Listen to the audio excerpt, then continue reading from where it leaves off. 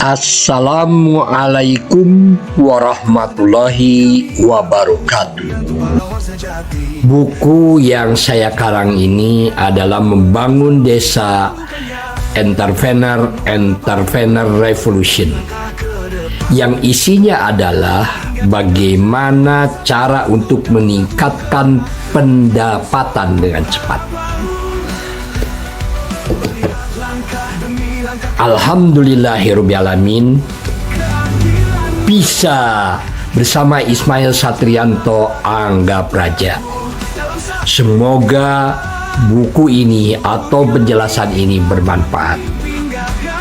Simak video ini hingga tamat. Mampukah mengubah cara berpikir rakyat miskin menjadi lebih sejahtera, sehingga apa yang dicita-citakan, yaitu mengenai ketimpangan antara orang-orang miskin dengan orang-orang kaya yang begitu jauh perbedaannya. Tentu saja ini harus dikaji dengan konsep yang benar, yaitu mengenai cara berpikir. Saya termasuk yang meragukan bisa ada perubahan mampu mengubah rakyat Indonesia, yang dimana rakyat Indonesia hari ini telah begitu rusaknya, ya, dimana mereka itu adalah rata-rata pragmatis dan mereka itu adalah mengejar uang, bukan bagaimana mengejar kerja yang baik dan benar atau belajar yang tekun dan ulet, tetapi dia senang tangan di bawah daripada tangan di atas.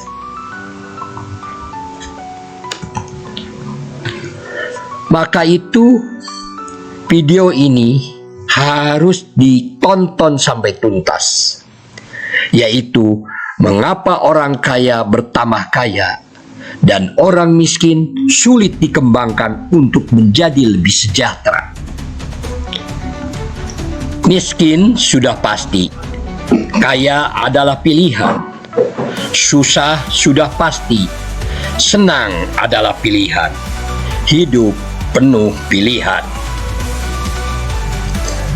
Ada jutaan orang yang memilih tidak bekerja pada orang lain dan membuka usaha sendiri. Namun mereka belum layak disebut pengusaha kalau sekedar membuka warung, bekerja seadanya untuk hidup. Mereka hanyalah pedagang biasa. Ciri-ciri mereka adalah stagnan, tak ada perubahan dari waktu ke waktu, dan usahanya dikerjakan tanpa rencana kemajuan sama sekali. Seorang pengusaha adalah seorang yang moving forward, maju terus ke depan. Usahanya tumbuh dari waktu ke waktu, dari satu kedai menjadi 5, 10, 100, lalu 1000. Dari warung kecil menjadi usaha besar, dari 5 karyawan menjadi puluhan, ratusan, atau mungkin saja ribuan. Tak peduli apakah ia seniman, wartawan, pekerja sosial, atau industriawan, siapa saja yang melakukannya, ia bisa disebut saudagar atau pengusaha, asalkan bertumpu pada fondasi pertumbuhan. Bagaimana mengubah diri dari miskin menjadi kaya? Mulai dari cara berpikir. Karena untuk bisa menjadi kaya adalah orang harus memahami cara berpikir orang kaya dan cara berpikir orang miskin. Kerja keras adalah modal utama. Namun kerja keras saja tidak cukup untuk menjadi kaya bertambah kaya. Karena banyak yang sudah kerja keras tetapi tetap tidak bisa kaya bertambah kaya. Kerja keras untuk mencapai yang dikehendaki. Kerja keras adalah modal yang utama untuk satu, bisa dipercaya. Kedua, bisa disukai, dicintai banyak orang. Ketiga, orang mau membayar lebih. Keempat, orang mau memberikan pinjaman modal. Yang kelima, orang-orang tumbuh rasa hormat. Keenam, timbul kejujuran dalam diri, percaya diri. Peta keuangan dunia. Ada orang, ada uang. Ada 5% ya penduduk bumi hari ini telah menguasai jumlah uang 90% yang beredar di dunia. Sisanya adalah ada 95% orang memperebutkan uang yang tersisa, yang tinggal 10%. Marshall Sheffer dalam bukunya Fashion, Profit and the Power mengatakan, jika uang dibagi rata kepada seluruh penduduk bumi, maka ada 2,4 miliar per jiwa. Namun jika ini dibagikan, dalam buku Profit and the Power, seluruh uang tersebut akan kembali kepada yang 5% penduduk bumi. Siapakah orang yang telah menguasai keuangan dunia itu? Yang 5% itu adalah pengusaha. Dan siapakah orang yang berebut ya kepada uang yang tersisa 10%? Itu adalah pegawai atau bosnya pegawai. Mengapa ada orang yang kaya dan yang miskin? Disebabkan oleh cara berpikir yang berbeda antara orang miskin dan orang kaya. Bedanya adalah orang kaya jika diberi uang selalu berkata, uang ini dipakai produksi atau bisnis apalagi. Sedangkan orang miskin jika diberi uang selalu berkata, uang ini dipakai membeli apalagi. Manusia dibagi 3 bagian. Yang pertama adalah manusia miskin bertambah miskin. Yang kedua adalah manusia sedang. Dan yang ketiga adalah manusia yang kaya bertambah kaya. Peta kehidupan manusia. Ada pendapatan, ada pengeluaran, ada aset berupa tanah, bangunan, barang atau uang, atau orang-orang, atau juga bisa dipercaya. Itu adalah aset. Yang selanjutnya adalah kepercayaan. Melahirkan kerjasama dan jaringan. Akhirnya melahirkan hutang. Peta miskin bertambah miskin adalah yang pertama, kerja keras. Siapapun orang, mau tidak mau, orang terpaksa harus kerja keras. Disebabkan orang harus makan, membutuhkan kehidupan di dunia ini. Untuk apa dia kerja keras? Orang miskin kerja keras adalah untuk berpendapatan. Lalu pendapatan dikeluarkan, ya, dikeluarkan dipakai apa? Dipakai untuk konsumtif, yaitu untuk anak sekolah, untuk memperbaiki rumah, untuk yang mengobati yang sakit, makan dan minum dan sebagainya. Apa yang tidak pernah dipikirkan oleh orang miskin? Yang tidak pernah dipikirkan oleh orang miskin adalah aset, yaitu di mana dia memiliki tanah, tetapi tanah itu tidak dimaksimalkan untuk pendapatan. Dia juga memiliki bangunan, tapi bangunan itu tidak dimaksimalkan untuk pendapatan.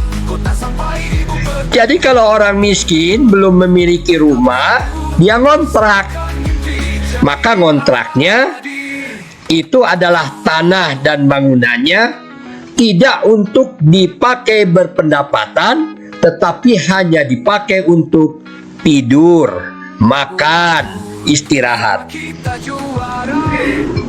Yang ketiga apa? Barang atau uang. Orang miskin itu adalah kalau dia memberi barang, barangnya tidak untuk meningkatkan pendapatan. Dia beli gelas, beli piring, atau beli kursi, atau beli TV, atau beli laptop, atau beli handphone. Ya, barang-barang yang dia miliki, ya, itu tidak dipakai untuk peningkatan pendapatan. Tetapi orang miskin akan menjadikan barang-barang itu adalah menjadi beban bagi dirinya, karena semuanya harus ada ongkos pemeliharaan, ada ongkos penggunaan, dan ada ongkos berbagai macam, ya, kalau itu membeli pulsa dan sebagainya. Jadi apa yang tidak pernah dipikirkan? Dia memberi barang atau dia memiliki uang, uangnya tidak dipakai untuk meningkatkan pendapatan. Yang keempat adalah orang, di mana orang-orang yang memiliki kompetensi, ya, itu tidak dipahami oleh orang miskin itu bahwa kerjasama dengan orang yang memiliki kompetensi itu adalah bisa mengantarkan dirinya menjadi orang yang meningkat pendapatannya. Dan orang miskin itu cenderung tidak bisa dipercaya, begitu. Karena apa? Karena hidupnya untuk uang. Uang didahulukan, tapi pelayanan dikebelakangkan. Jadi kalau dia masuk ke dunia kerja, dia yang pertama ditanyakan gajinya berapa, begitu. Nah, tetapi bukan bagaimana saya ini harus mampu menjadi orang yang berguna di perusahaan itu sehingga saya layak untuk dibayar mahal, begitu. Lalu yang selanjutnya, orang miskin itu tidak memiliki kepercayaan dan tidak dipercaya, maka itu dia tidak bisa membangun kerjasama atau jaringan, ya.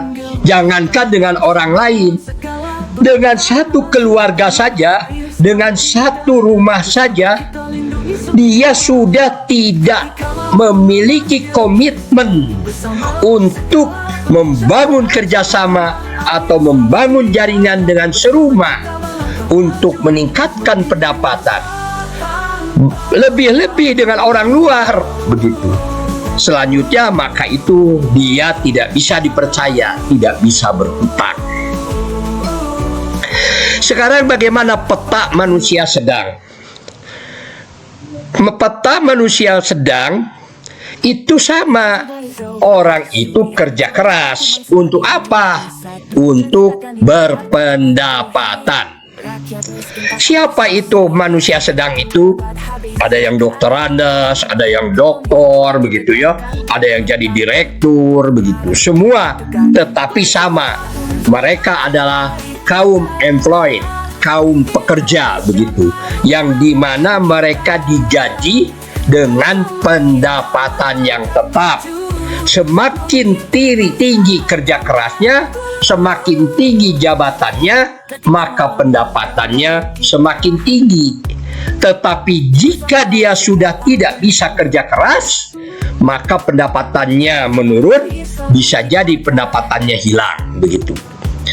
Maka itu peta manusia sedang ini adalah dia kerja keras untuk apa? Untuk berpendapatan. Lalu pendapatan itu dikeluarkan untuk apa? Untuk konsumtif, ya, begitu. Tetapi karena dia manusia sedang, dia adalah seorang sarjana. Masa seorang sarjana rumahnya lebih buruk daripada orang yang bukan sarjana, begitu. Maka biasanya istrinya mengatakan, masa kita ini orang intelektual, sarjana, lulusan perguruan tinggi, tetapi kita tidak bisa lebih baik daripada tetangga kita yang mereka pendidikannya SMA, SMP, tapi mereka sudah bisa membuat rumah, gitu. Sudah kelihatannya mereka layak untuk hidup layak, begitu. Maka itu manusia sedang ini, ya, bertambah konsumtifnya. Karena apa? Karena gaya hidupnya. Sedangkan warannya bertambah, tapi pendapatannya tetap sama. Maka dia kerja keras, ya, untuk apa? Untuk berusaha membangun kepercayaan yang lebih tinggi, supaya dia mampu kerjasama, begitu, mampu membuat jaringan, dan dia juga bisa berhutang. Tetapi tak kala dia mampu melakukan kerjasama atau jaringan, dia mampu berhutang, hutangnya dipakai atau kerjasamanya dipakai pendapatan. Jadi apa yang tidak pernah dipikirkan oleh manusia sedang, ya, di mana pendapatannya tetap, tapi asetnya yang dia beli menjadi beban. Dia membeli tanahnya tidak diproduktifkan. Dia membeli bangunan juga tidak diproduktifkan. Dia memberi barang-barang, kursi, TV, tidak bisa diproduktifkan. Dia banyak teman-teman, ya, karena dia manusia sedang, tetapi orang-orangnya menjadi beban. Dan dia memang bisa dipercaya, begitu. Kenapa? Karena manusia sedang. Tetapi sebenarnya ini lebih susah daripada orang miskin. Kenapa lebih susah daripada orang miskin? Karena pendapatannya tetap, pengeluarannya bertambah, konsumtifnya bertambah, ditambah dengan harus membayar hutang atau membayar kerjasama, dan juga untuk memelihara aset dan pembiayaan aset. Sedangkan pendapatannya tetap. Inilah yang menjadikan manusia menjadi korupsi. Ya, sekarang bagaimana peta kaya bertambah kaya? Orang kaya bertambah kaya dimulai pikirannya dia kepada aset. Dia memiliki tanah, dia memiliki bangunan, dia memiliki barang, dia memiliki uang, dia juga banyak kenalan orang-orang, dan juga dia bisa dipercaya, begitu, ya. Maka orang kaya bertambah kaya, dia kerja keras, ya. Bekerja keras untuk apa? Untuk memaksimalkan asetnya. Dari hasil dari memaksimalkan aset ini, maka timbullah peningkatan pendapatan. Lalu dia dikeluarkan, pengeluarannya dipakai apa? Untuk mengembangkan aset lagi, ya. Dia berpuasa untuk kebutuhan konsumtif, ya. Nah, setelah itu bertambahlah akhirnya asetnya, tanah, bangunan, barang, ya, atau uangnya, orang, dan kepercayaannya bertambah, ya. Maka dia kerja keras lagi. Kerja keras untuk apa? Dia berjuang, kerja keras untuk membangun kepercayaan yang lebih tinggi. Dari kepercayaan ini, maka dia bekerja keras untuk membangun kerjasama dan membangun jaringan, dan juga dia berusaha untuk memperbesar hutangnya. Tetapi kerjasama atau jaringan dan hutangnya tidak dipakai untuk pendapatan. Dia tetap konsentrasi pada pengembangan aset, pada pemeliharaan aset. Maka dari tanah, bangunan, barang atau uang, orang-orang atau kepercayaan, bertambahlah pendapatannya. Dari pertambahan pendapatan ini, maka tentu saja ada pengeluaran. Pengeluarannya dipakai apa? Dipakai untuk membayar hutang, dipakai untuk mengelola aset, dan barulah dia memikirkan mengenai konsumtif, ya, untuk makan, minum, anak-anak sekolah, dan sebagainya. Jadi ciri-ciri manusia kaya bertambah kaya adalah: 1. Aset-asetnya berupa tanah, bangunan, barang-barang, dan orang-orang mampu dikerjasamakan, dibuatkan jaringan, diberdayakan sehingga mampu menghasilkan hasil yang lebih banyak.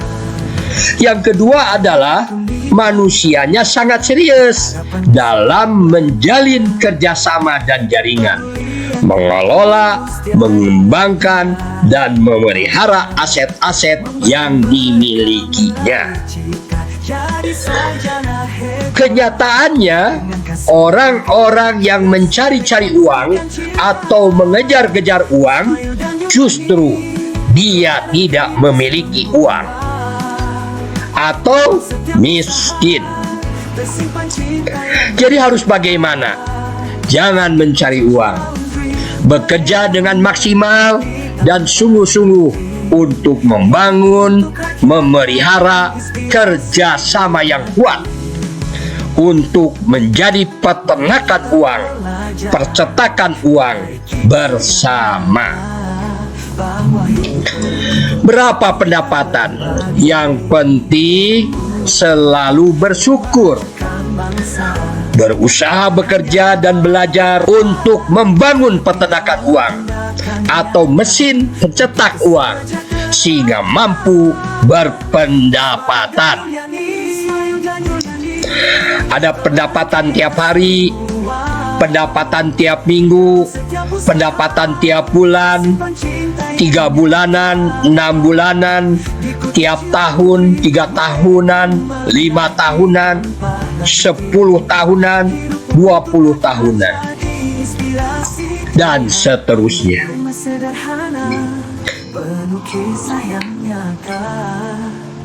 Mari kita lanjutkan. Bisnis itu harus legal, terdaftar minimal di kelurahan atau desa. Setelah itu didaftarkan di pemerintahan daerah. Untuk apa tujuan bisnis? Tujuan bisnis itu adalah untuk membangun kerjasama yang kuat, untuk memperbanyak dan mengembangkan aset. Bagaimana caranya membangun kerjasama yang kuat untuk memperbanyak dan mengembangkan aset? Yaitu memperbanyak kepercayaan, membangun kerjasama, dan akhirnya memperbesar hutang. Untuk apa semuanya itu? Untuk membangun kerjasama yang kuat, untuk memperbanyak dan mengembangkan aset. Mari kita lihat ya, ada 3 di sini. Bisnis itu harus legal, tujuannya adalah untuk mengembangkan aset dan kerjasama dan memperbanyak kepercayaan sehingga terbangun kerjasama dan hutang. Saya membeli tanah, harganya 275 juta. Lalu dibangunlah Raja Sate ya di Jalan Oto Iskandar Dinata di Desa Pasawahan. 2,5 tahun keuntungannya hanya 75 juta. Tentu saja kalau dibandingkan dengan tanah yang dibeli dengan modal untuk membangun Raja Sate, tentu saja dengan 2,5 tahun 75 juta ini belum break even point. Tetapi 2,5 tahun itu tanah saya sudah harganya 400 juta penambahan nilainya itu. Dan 4 tahun tanah saya sudah 950 juta. Dan 6 tahun tanah saya 1,6 miliar. Dan sekarang tanah saya lebih dari 2,6 miliar harganya itu. Jadi kalau kita ini bisnis, kalau kita mengandalkan dari jual beli saja, yaitu kita mengambil untung dari hasil jual beli, ya, itu tentu saja kita akan sulit berkembang karena ada inflasi, ya. Contohnya adalah pada waktu saya membeli tanah itu, harga tanah itu, contohnya pada waktu saya membeli tanah dan bangunan itu, yang harga tanahnya 275 juta, harga beras itu harganya adalah 2.300 rupiah. Ini berlangsung sudah 13 tahun. Dari harga 2.300 rupiah per kilogram beras itu, sekarang adalah sudah tahun 2024, harga beras harganya 15.000 rupiah. Bayangkan itu. Jadi kalau kita mengandalkan keuntungan dari jual beli, itu kita terkena inflasi. Maka itu dikatakan bahwa tanah dan bangunan itu adalah ibunya bisnis. Bisnisnya adalah anaknya. Bisnis bisa jadi ada dan tidak ada, tetapi ibu selalu melahirkan bisnis. Mari sekarang bagaimana ke-9 langkah untuk menjalankan usaha. Yang pertama adalah kita harus berani membuat kantor usaha di rumah sendiri atau di tempat kontrakan. Yang kedua adalah rajin penawaran produk kapanpun, dimanapun, sedang apapun. Karena orang bisnis itu tidak ada pekerjaan yang terbaik bagi seorang pembisnis atau pengusaha, dia itu selain rajin melakukan penawaran. Jadi kalau ada orang yang datang ke rumah kita, orang tidak menawarkan apapun di hadapan kita, artinya dia bukan orang bisnis. Yang ketiga adalah handphone Android dimaksimalkan kegunaannya dan menggunakan teknologi yang terbaru, yang lebih murah, lebih cepat, lebih terstandarkan, dan lebih baik. Keempat adalah pemahaman produk, keunggulan, kelemahan, manfaat. Dan kelima adalah membangun konsumen tetap atau customer base. Keenam adalah membangun supplier tetap atau supplier base. Yang ketujuh adalah penguasaan jalur distribusi. Kita harus tahu mulai dari mana barang itu diciptakan sampai bagaimana barang itu bisa sampai ke konsumen. Yang kedelapan adalah harus memelihara kepercayaan. Dan yang kesembilan, harus memahami pembukuan keuangan dan aset. Dan ke-10, baru kita membangun tempat usaha yang memadai berupa toko atau pabrik. Buku yang saya karang ini adalah Membangun Desa Entrepreneur Revolution, yang isinya adalah bagaimana cara untuk meningkatkan pendapatan dengan cepat.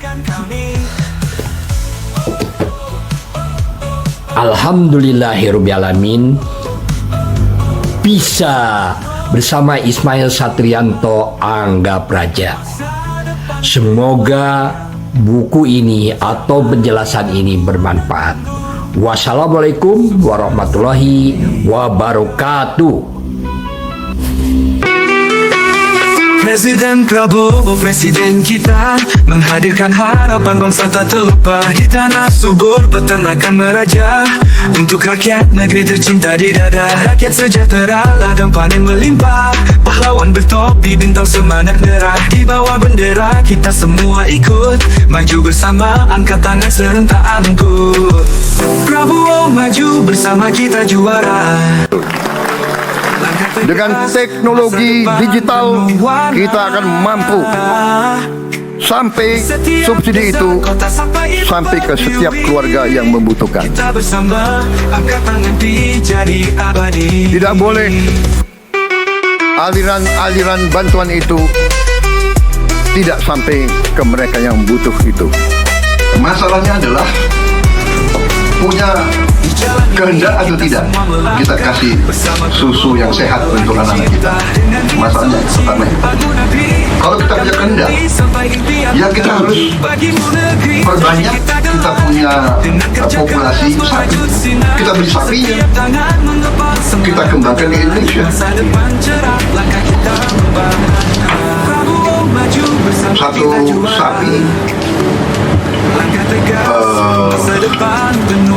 dari Brazil sekarang memang jauh 40 hari itu harganya $2.500 sampai di Indonesia. Kalau dari India mungkin hanya 20 hari dan harganya saya kira memadai. India lebih banyak, kita bisa import. Kita butuh untuk kasih susu ke anak-anak kita, ya kan? 82 juta anak, kalau mereka minum 500 cc, ya kan, kita butuh berarti sekitar 40 juta liter. Berarti kita minimal perlu sapi perah ya minimal mungkin 2,5 juta. Jadi kita mungkin harus import 1 juta atau 1,5 juta sapi. Dalam 2 tahun dia akan melahirkan, kita akan punya 3 juta. Kira-kira begitu ya, kira-kira strategi kita begitu. Jadi ini tidak instan, tapi ada will nggak? Ada kehendak nggak? Saudara-saudara, anak-anak kita semua harus bisa makan bergizi minimal 1 kali sehari. Dan itu akan kita lakukan, dan itu bisa kita lakukan, saudara-saudara sekalian. Selain itu, menjamin melindungi mereka yang paling lemah untuk mencapai kesejahteraan sejati, kemakmuran yang sebenarnya. Kita harus melakukan hilirisasi kepada semua komoditas yang kita miliki. Nilai tambah dari semua komoditas itu harus menambah kekuatan ekonomi kita sehingga rakyat kita bisa mencapai tingkat hidup yang sejahtera.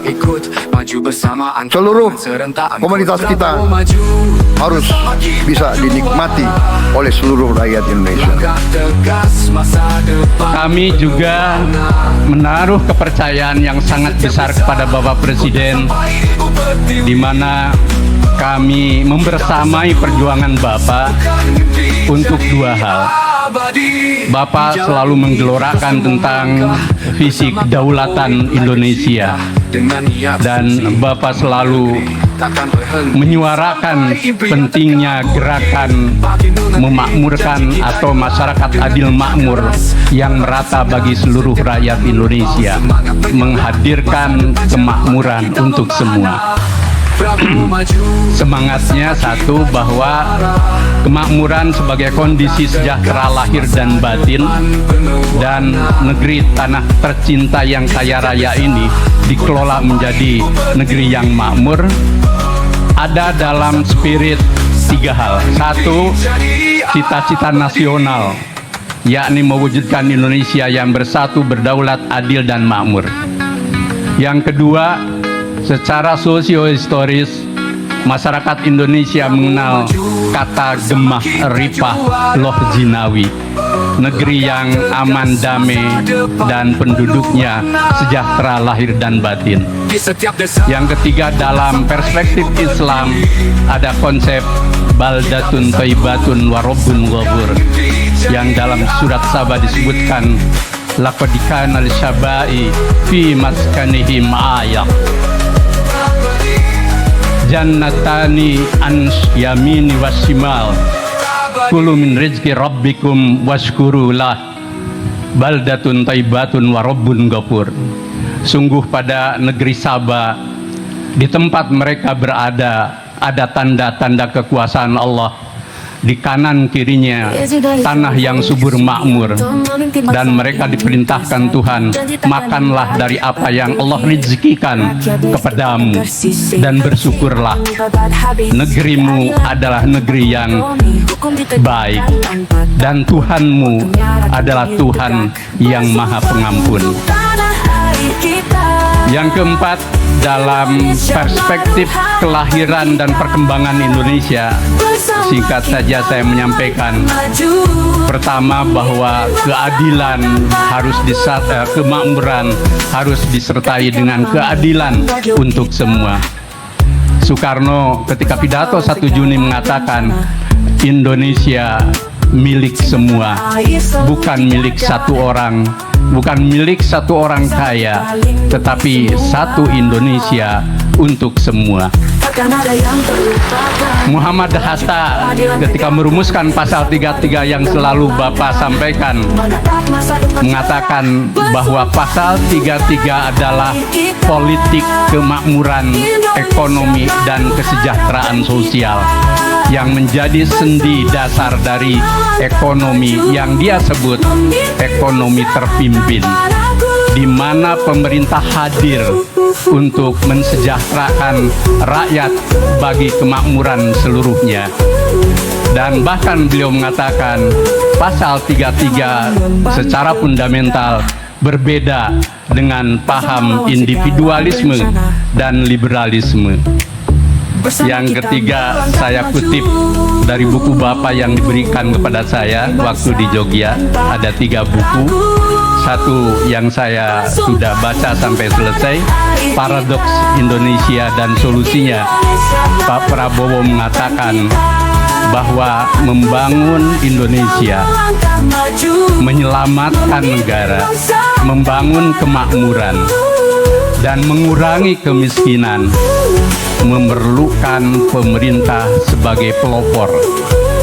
Pemerintah bukan wasit, tetapi pemerintah harus berperan sebagai pelopor yang berbeda paham dengan paham neoliberal, karena kita menganut paham ekonomi konstitusi. Bahkan Bapak mengatakan bahwa terlalu lama kekayaan Indonesia dibawa keluar. Saatnya dibawa ke negeri sendiri. Assalamualaikum warahmatullahi wabarakatuh. Bisa bersama Ismail Satrianto Angga Praja. Proposal terbuka untuk Presiden Prabowo Subianto. Saya ingin mengemukakan mengenai strategi pembangunan orang-orang yang kurang mampu di Indonesia. Bahwa saat sekarang ini ada yang terasa kurang tepat, yaitu di mana bantuan pemerintah itu diberikan dengan cuma-cuma, yaitu diberikan dengan uang tunai tanpa harus bekerja keras dan berkeringat. Tentu saja hal ini harus dipertimbangkan kembali, yaitu bahwa sebaik-baiknya rezeki adalah hasil keringatnya sendiri. Jadi yang harus dilakukan oleh pemerintah adalah subsidi yang diberikan kepada rakyat itu adalah berupa gaji mereka bekerja, begitu. Jadi yang harus diberikan adalah uang itu diberikan kepada UKM. Uang diberikan kepada UKM, lalu orang-orang yang kurang mampu itu bekerja di UKM, lalu dia mendapat gaji. Gajinya yaitu subsidi dari pemerintah. Berarti ada dua kemungkinan keuntungan yang didapat. Satu, UKM berkembang. Dua, rakyat telah bekerja dengan benar. Dan tentu saja hasil UKM ini kalau bisa harus dibeli oleh pemerintah dengan harga yang layak, dan tentu nanti dijual kepada rakyat itu dijual dengan harga yang murah kepada mereka juga hasil dari UKM ini, sehingga terjadi perputaran keuangan yang baik. Tetapi yang dipentingkan adalah adanya peningkatan kinerja rakyat, peningkatan kerja UKM, dan juga bagaimana pemerintah membangun ekonomi dengan cara yang benar. Karena dalam hasanah Islam, sebaik-baiknya rezeki adalah hasil keringatnya sendiri. Mari kita sekarang para anggota dewan pikirkan ini dengan serius, ya. Kalau ini baik, sebarkan ini kepada yang lain. Saya tidak paham apa yang sebetulnya terjadi. Ini masalah virus corona. Tapi begitu ada pembagian uang, coba lihat, ya, kondisi itu berdesak-desakan ini. Ya, ini sebetulnya ada apa ini? Ya, kita ini sedang menangani virus corona. Tetapi kenapa ini terjadi lagi seperti ini? Nah, ini tolong ini dipikirkan. Tidak adakah cara yang lebih bijaksana dalam membagikan uang? Tolong ini dipikirkan, ya. Ini masyarakat, dia tidak paham. Pendidikannya rata-rata hanya 7 tahun 6 bulan. Kita tidak paham ini. Bagaimana ya? Ada corona, tapi lihat, ya, kondisinya. Kita ini tidak paham apa yang sebetulnya yang diinginkan oleh pemerintah ini. Ya, sementara rakyat disuruh berdesak-desakan mengambil uang. Ini kondisi apa sebetulnya ini? Ya, kita ini sedih lah kita, ya. Sementara kita masjid ditutup, rakyat bekerja dihalangi begitu. Sementara dibagi duit, ya, kondisinya berdesak-desakan seperti ini. Ini sebetulnya apa? Apakah tidak ada cara yang lebih bijaksana? Tolong ini dipikirkanlah. Kalau betul-betul ini kita ini memikirkan kebaikan dan kebenaran. Demikianlah. Bisa bersama Ismail Satrianto Angga Praja. Proposal terbuka untuk Presiden Prabowo Subianto. Subsidi kepada rakyat untuk mendapatkan pekerjaan yang layak melalui gaji pekerja UMKM yang disubsidi oleh pemerintah.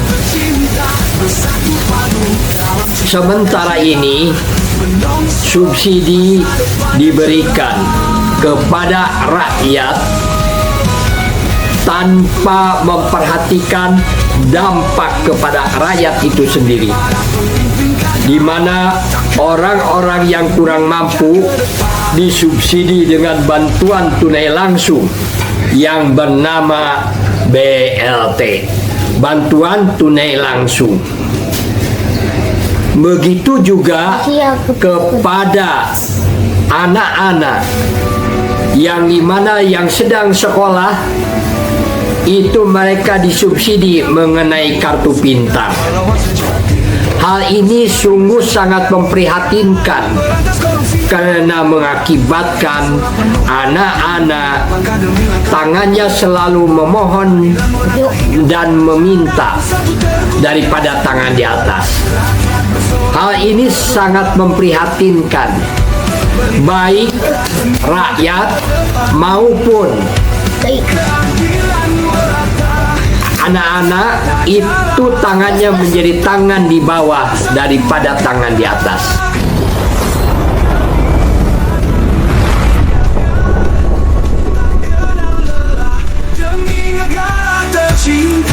Bisa bersama Ismail Satrianto Angga Praja dari Kabupaten Garut, Jawa Barat, dari Ciucuci Jasalon di Ciluan.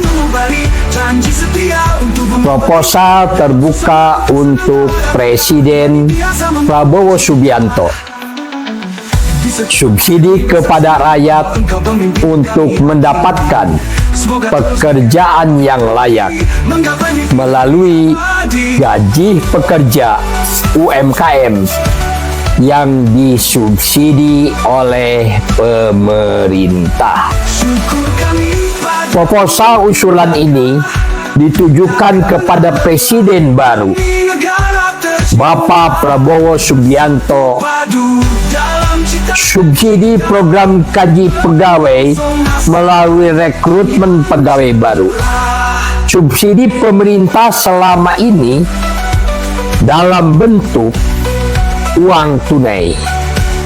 Meskipun rakyat itu tidak berkeringat, tetapi rakyat mendapat bantuan uang dari subsidi yang dinyatakan kurang mampu. Seringkali menyebabkan ketergantungan rakyat menjadi miskin dalam jangka panjang. Program ini ditawarkan subsidi gaji kepada karyawan melalui rekrutmen pegawai baru atau magang bekerja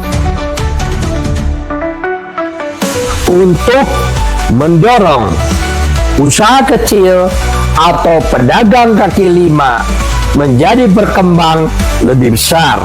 Sekaligus usaha kecil tersebut diberi gaji subsidi rekrutmen pegawai baru, menjadi mentor pelatih kerja bagi pemuda, pemudi atau mahasiswa atau rakyat yang belum mendapatkan pekerjaan, sehingga mampu memperluas lapangan kerja baru.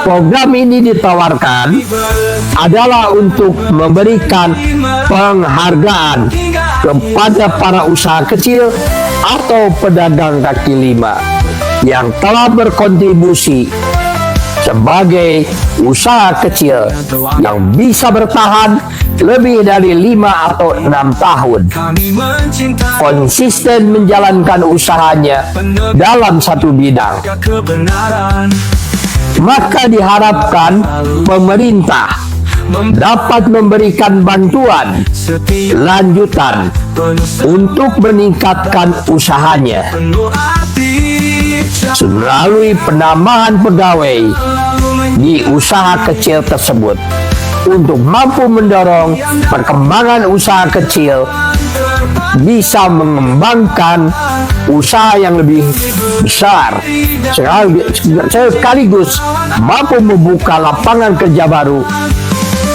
kepada rakyat yang membutuhkan pekerjaan dan menjadi kepanjangan pemerintah untuk mendidik perjuangan dan melatih rakyat mengiringi untuk mampu bekerja jiwa kami.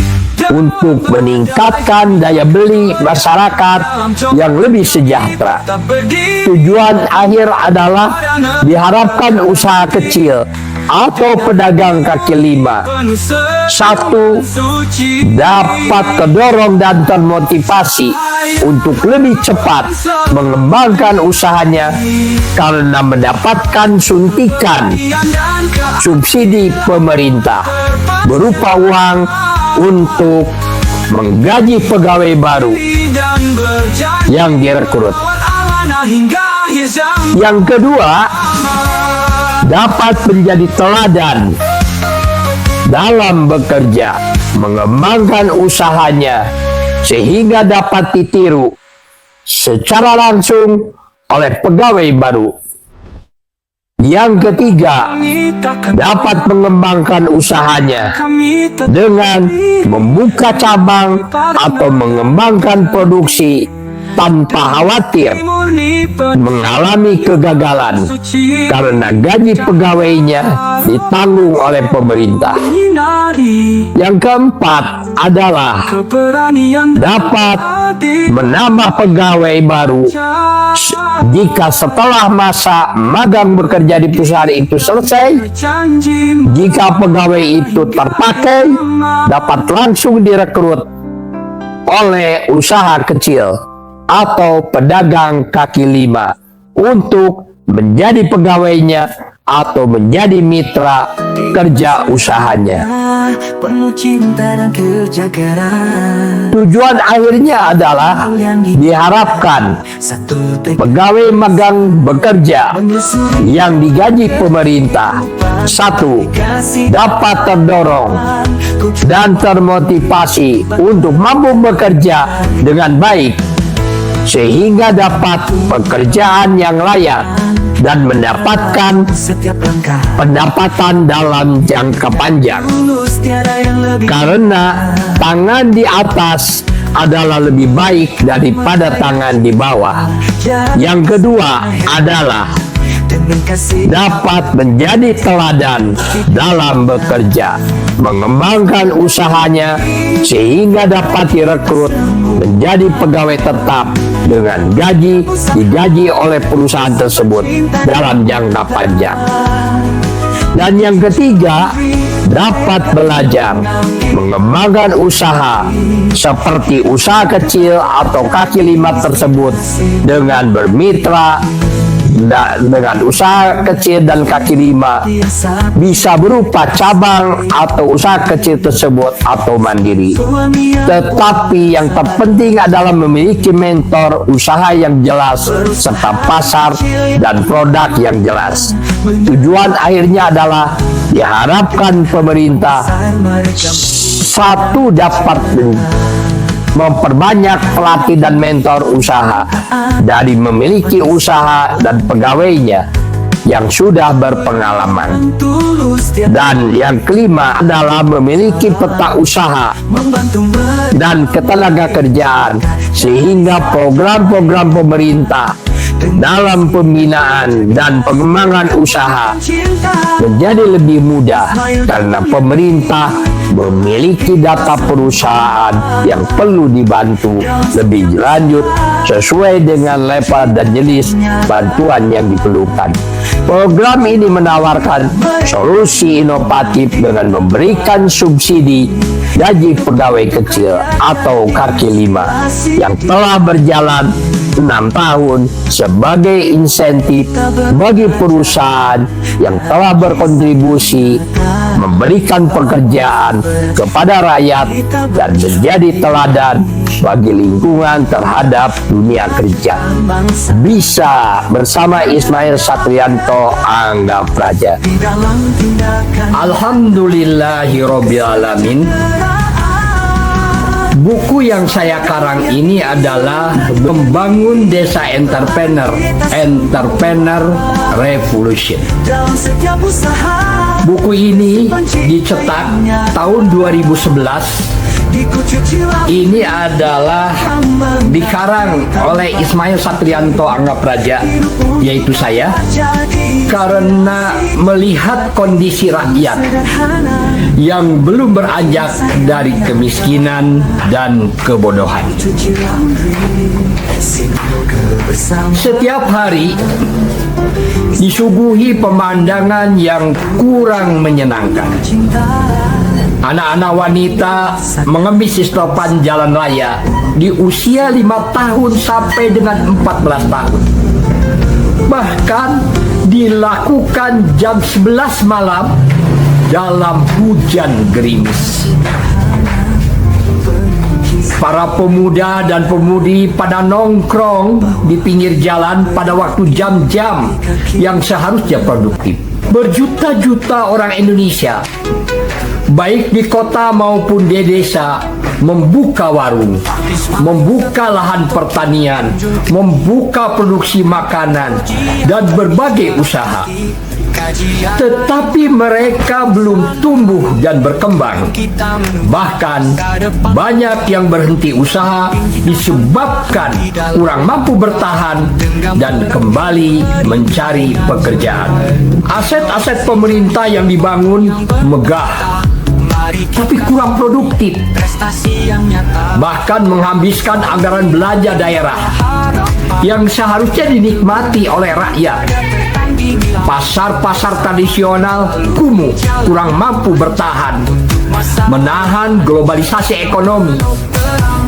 Minimarket tingkat nasional tumbuh subur, bahkan sampai ke desa-desa, sampai ke kota-kota kecamatan,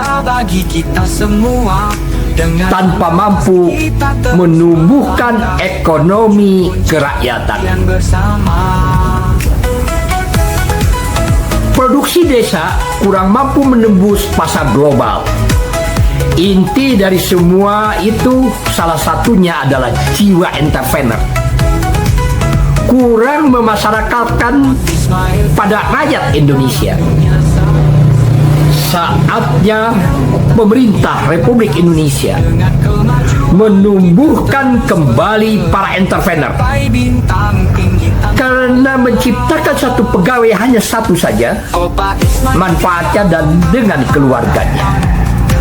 Tetapi menciptakan satu entrepreneur bisa membuka lapangan pekerjaan 3 orang, 10 orang, bahkan bisa jadi 10.000 orang. Maka jika entrepreneur di desa-desa tumbuh, dipastikan akan menyerap tenaga kerja serta akan mengurangi urbanisasi yang saat ini banyak memberikan dampak sosial bagi perkotaan dan mengurangi permasalahan tenaga kerja. Membangun desa entrepreneur revolution adalah buku untuk menumbuhkan cara berpikir. Membangun desa entrepreneur harus dimulai dari cara berpikir. Buku ini ditulis berdasarkan pengalaman penulis menjadi seorang entrepreneur atau menjadi seorang pengusaha yang memberikan dampak kepada lingkungan sehingga perusahaan lebih maju, berkembang, serta lingkungan pun semakin bergairah untuk membangun. Pada saat sekarang ini, saya menerima orang-orang yang kurang mampu dari kalangan kaum yang miskin atau kurang ekonomi. Tetapi mereka bersemangat ingin bertumbuh dan berkembang, ingin memuliakan keluarganya, ingin berusaha untuk membangun kejayaan keluarganya serta lingkungannya. Maka itu saya memfasilitasi orang-orang yang ingin melanjutkan sampai S1 boleh tinggal di rumah saya.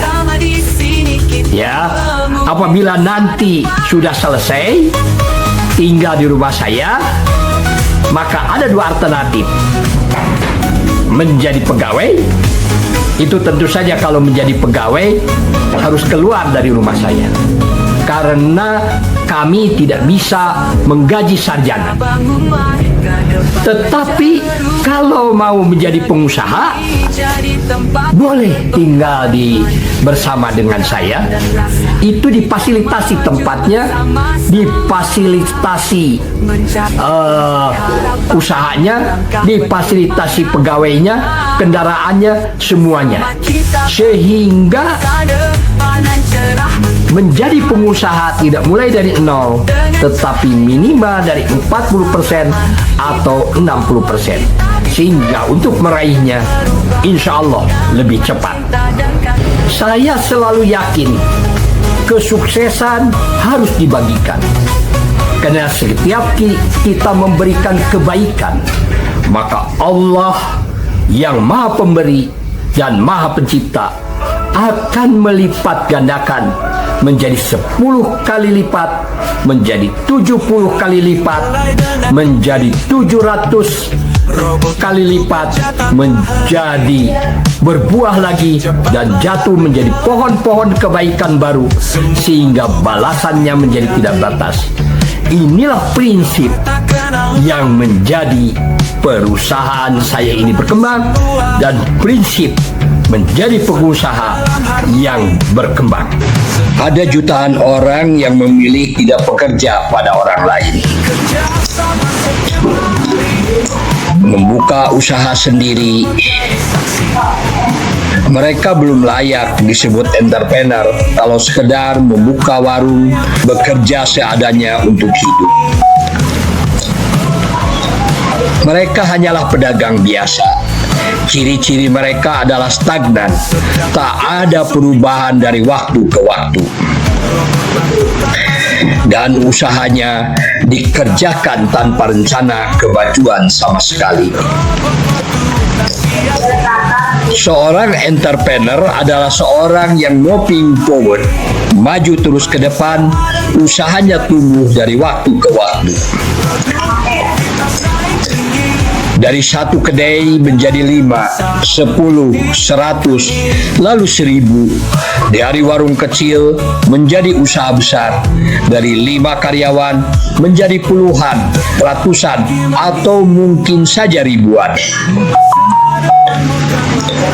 Tak peduli apakah ia seniman, wartawan, pekerja sosial, atau industriawan, siapa saja yang melakukannya, ia bisa disebut entrepreneur, asalkan bertumpu pada pondasi pertumbuhan.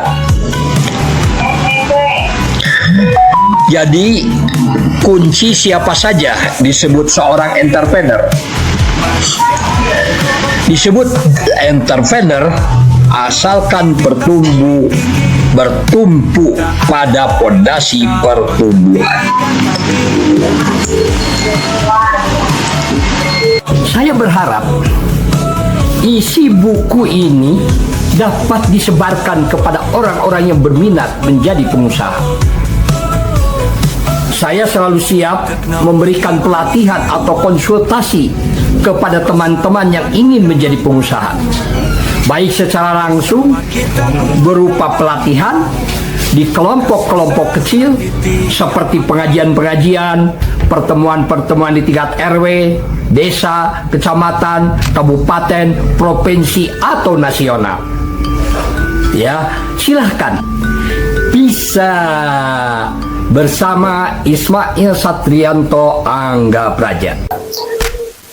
Rata-rata ya para pegawai yang ingin berusaha selalu mereka mengatakan bahwa saya tidak memiliki modal.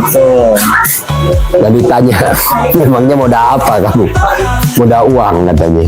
Oh, kalau kamu itu modalnya modal uang, berarti kamu ini pegawai begitu. Jadi belum berubah kepada mindset daripada pengusaha. Jadi pengusaha itu modalnya bukan uang, ya begitu. Seringkali dikatakan modal yang utama itu adalah keberanian. Keberanian. Ya.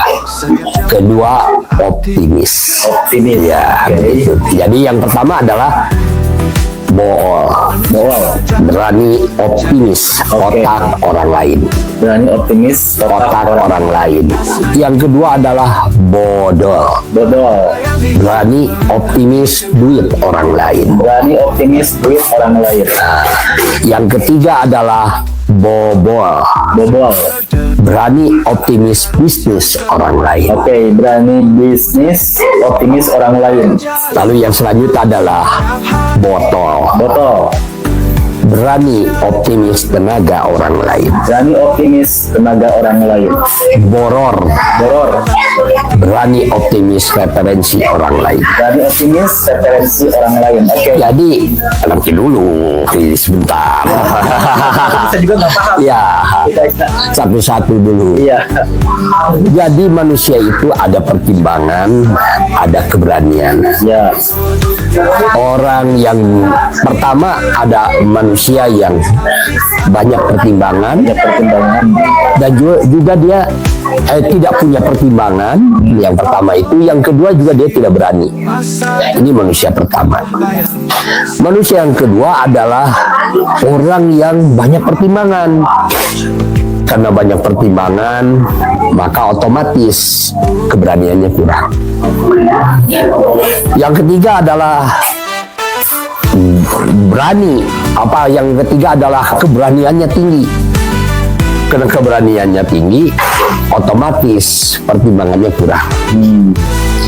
Yang keempat adalah pertimbangannya banyak, ya. Pertimbangannya banyak, keberaniannya juga besar. Inilah karakter kesempurnaan sebagai seorang pengusaha. Memang keberanian harus banyak, pertimbangan juga harus banyak. Pertimbangan itu kan tergantung ilmu yang dia miliki. Jadi sebaik-baiknya sekolah bagi pengusaha itu ya perusahaannya. Ya, sebaik-baiknya universitas yang sebenarnya adalah perusahaannya. Nah, kalau orang sekarang banyak pertimbangan, keberanian kurang, itu kan akibat orang tua yang salah mendidik. Kalau ada orang yang bertengkar, ya, nah, kamu ini harus banyak pertimbangan, jangan mengandalkan keberanian. Lebih baik kamu ini mengalah untuk menang, misalnya begitu. Ya akhirnya karena dia mengalah menang, tidak punya pengalaman, jatuh menjadi kalah dan kalah. Ya. Lalu ada orang yang berani, kamu harus berani. Tetapi akibatnya ditimpuk orang, gitu ya, ditimpuk orang, jatuh. Lah, tetapi orang yang keberaniannya banyak, lalu pertimbangannya kurang, lama-lama dia akan banyak pengalaman. akhirnya dia akan banyak pertimbangan dan tetap keberaniannya terjaga. Jadi lebih baik kita ini adalah kalau kita memilih, apakah kita banyak pertimbangan lalu keberanian kurang sehingga kita punya prinsip mengalah untuk menang, atau kita berani dulu lalu resikonya kita kalah, jatuh. Kita pengusaha itu harus mengambil berani, harus lebih dahulu daripada pertimbangan, sehingga nanti sehingga dia akan memiliki karakter menang dan menang. Jadi yang pertama itu adalah berani. Optimis itu dia yakin. Kenapa orang lain bisa kalau kita tidak? Kenapa kalau orang lain itu bisa bertahan sedangkan kita tidak bisa bertahan? Kenapa orang lain bisa berkembang? Kenapa kita tidak bisa berkembang? Tidak bisa berkembang. Maka orang itu harus optimis, ya. Caranya adalah ya kita melihat keberhasilan orang. Karena siapa yang mengetahui orang lain, meskipun dia tidak tahu diri, tapi setengah kemenangan akan didapat. Kenapa setengah kemenangan akan didapat? Karena dia belajar pada orang-orang sukses, belajar pada orang-orang yang berhasil. Begitu, meskipun dia sendiri tidak tahu diri, gitu.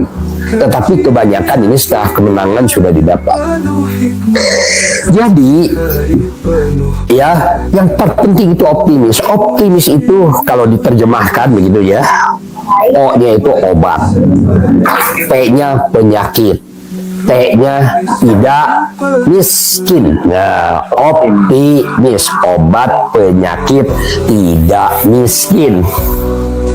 Jadi orang-orang optimis itu insya Allah akan terus berkembang dan pikirannya selalu positif, husnudon, baik terhadap Allah. Tapi orang-orang yang pesimis, P-nya itu apa? Penyakit. Si miskin, pesimis, penyakit, si miskin, pikirannya negatif, maka daya juangnya juga rendah. Dia segala sesuatu dinilai dengan sesuatu yang negatif, sesuatu yang segala lupa. Jadi orang selalu berorientasi kepada kelemahan.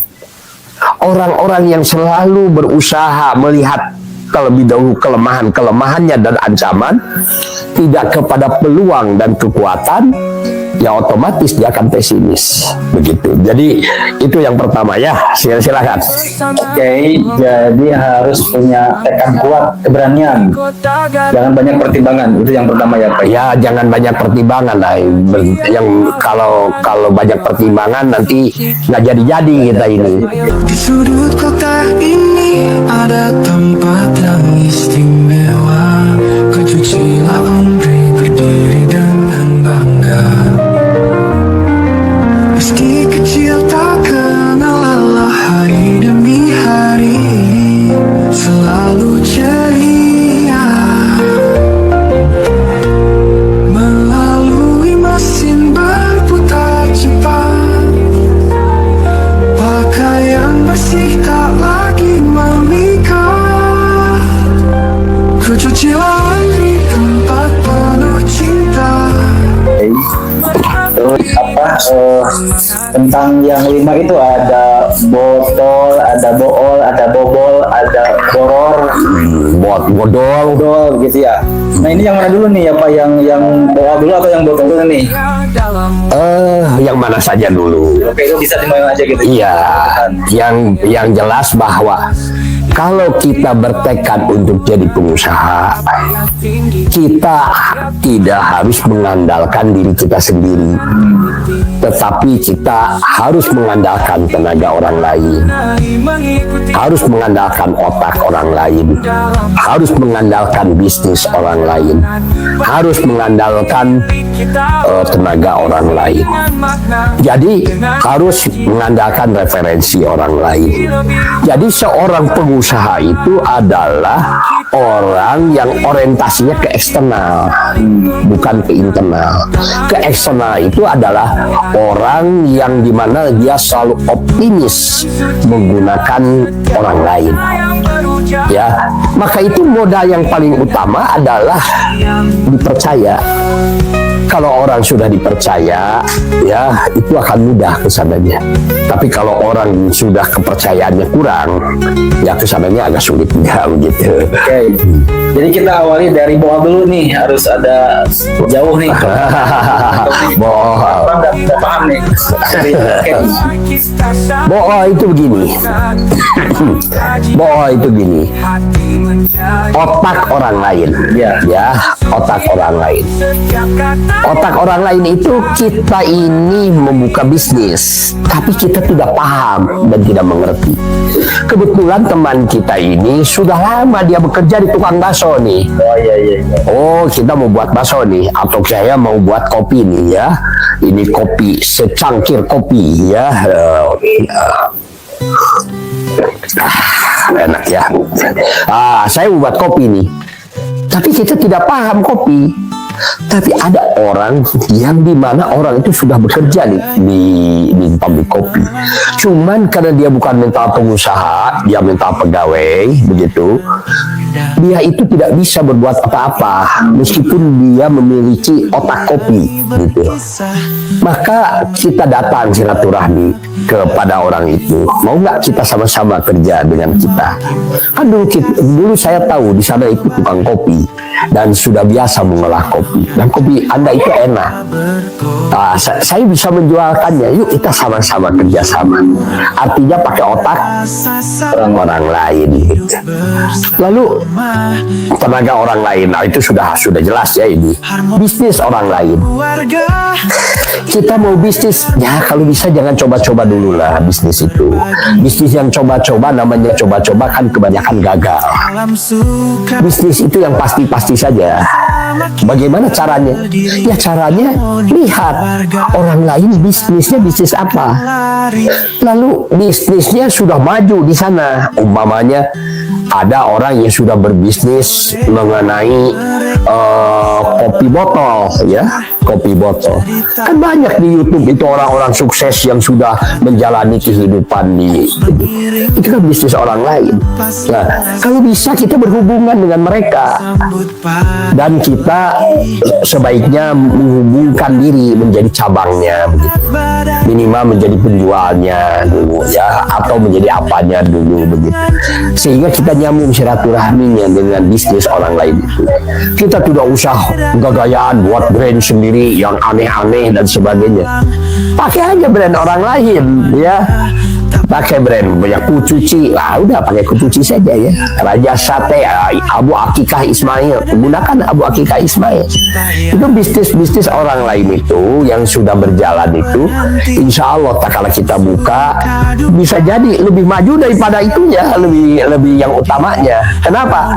Karena yang utamanya kan udah berpengalaman, ditransfer kepada Anda, lalu sudah ditransfer kepada Sun namanya. Sun kan punya kreativitas yang lebih baik. Ya bisa jadi lebih laku itu Sun itu daripada yang utamanya.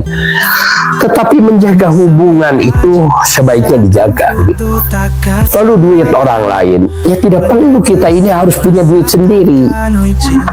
Asal kita bisa dipercaya menghubungkan dengan bisnis orang lain, permodalan itu nanti akan masuk dengan diri di sini. Karena orang juga mau dibantu, orang juga mau sukses kan begitu, orang juga mau berkembang.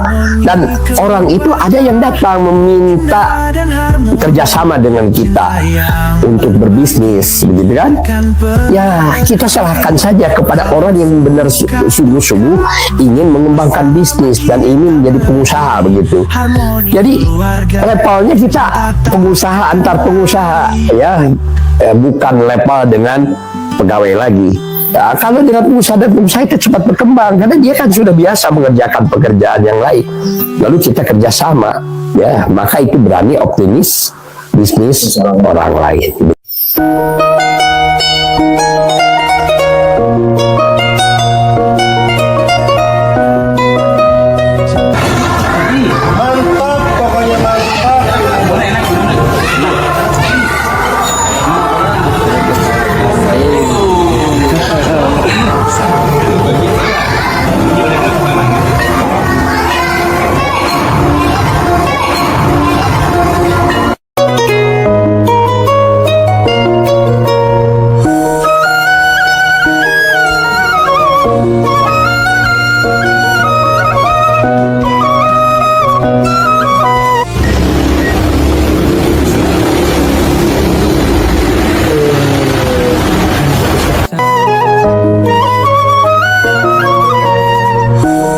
ini biasanya Pak Ismail, misalkan kalau kita terjun begitu ya, terus kan 50% antara maju atau dapat itu.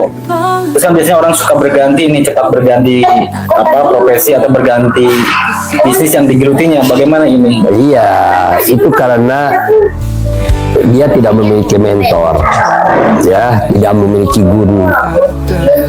Bisnis itu ya harus konsisten dalam satu bidang. Umpamanya gini, saya mau jualan kopi. Nah, kopi ini harus konsisten dari mulai saya bertekad untuk jualan kopi. Berapa lama? Ya sekitar 5-6 tahun. Ya 5-6 tahun.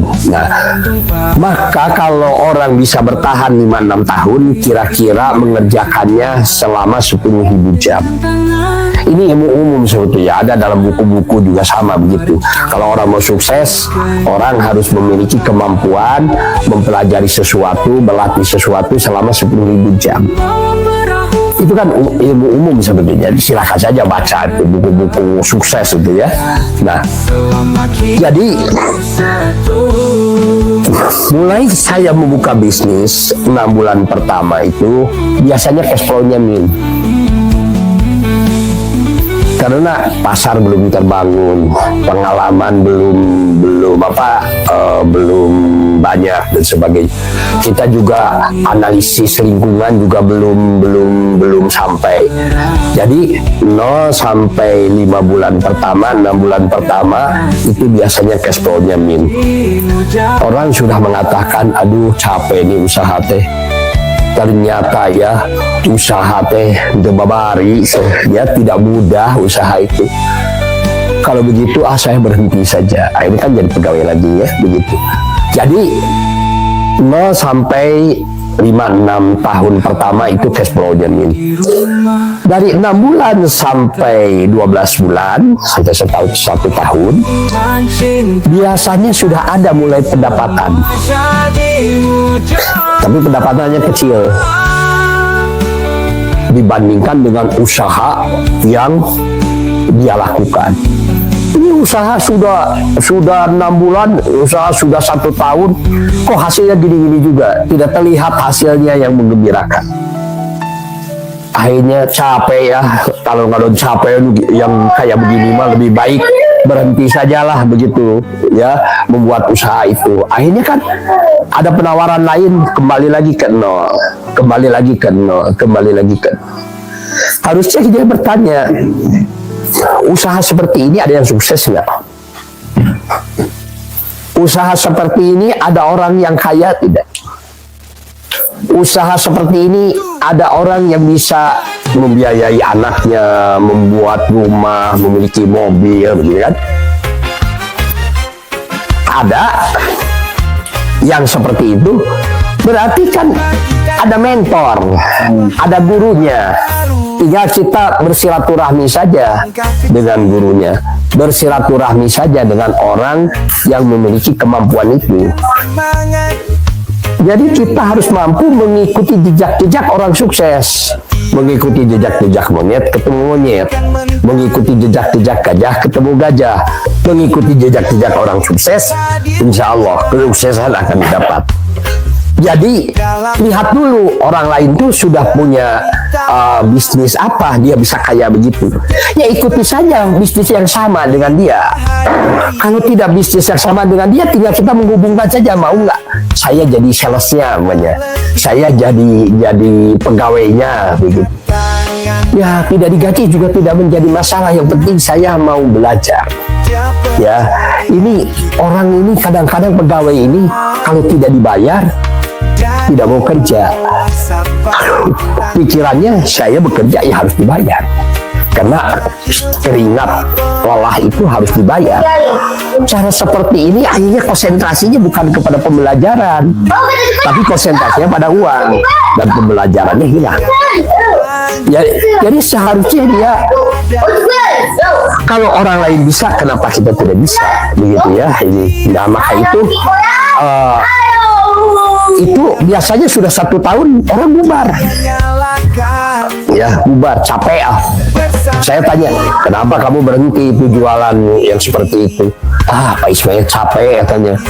Orang sudah kerja 1 tahun, ini siang malam, hasilnya tidak sebanding dengan apa yang didapat. Ya, kalau dia teruskan, akhirnya sampailah dia 2 tahun. Nah, kalau sudah 2 tahun dinamakan pengusaha yang memiliki daya tahan. Biasanya sudah mulai pengusaha itu memahami kunci-kunci sukses itu. Ya, kunci-kunci yang tersembunyi itu sudah terlihat. Ya, ini apa keberhasilannya, kesuksesannya itu. Ya, dia harus memulai. Ya, begitu. Ini kan sudah 2 tahun nih. Nah, tetapi dari 2 tahun sampai 6 tahun ini disebut euforia pengusaha. Euforia pengusaha itu merasa sukses, merasa hebat, merasa bisa begitu. Padahal dari 2 tahun sampai 6 tahun itu di sana ada sumber konflik itu. Karena duit sudah banyak ya. Yang tadinya teman tiba-tiba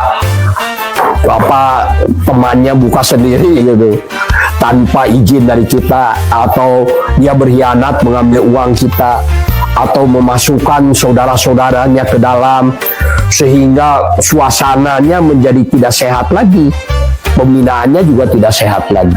Nah, ini 2-6 tahun itu biasanya ini adalah euforia pengusaha, ingin memiliki rumah sendiri, ingin memiliki mobil yang bagus, lalu diperlihatkan kepada teman-temannya, diperlihatkan kepada saudara-saudaranya. Di sini sumber perceraian itu.